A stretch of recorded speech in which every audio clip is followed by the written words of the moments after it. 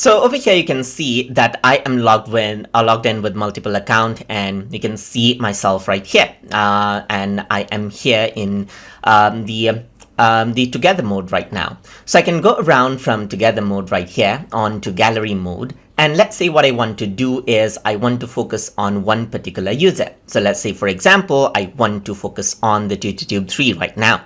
So if you want to do that, you can go around over here, just like this, and then you can go around, click on the three dot button, and you can say pin for me right here, just like this, and this will be pinned out. So you can see that now that particular user becomes full screen right here, and the other users right here, just like this, will be pinned to the top right here. You want to pin out another user, then you go around over here, and then you can go around and pin for me right here, just like this, and then the other user gets pinned over here, just like this as well.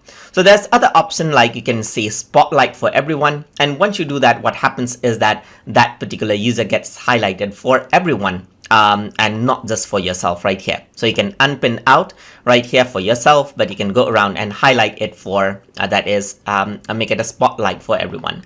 So let me just go around and stop the spotlight right here. And I'm going to go around right here just like this. And this one is pinned right now, but I'm just going to unpin this, and it goes back to the default gallery view mode again. You can go around over here and click on fit to frame right here. So once you do that, over here you can see that this video is actually cropped, but it'll fit out the video right here onto the available screen when you actually do this over here.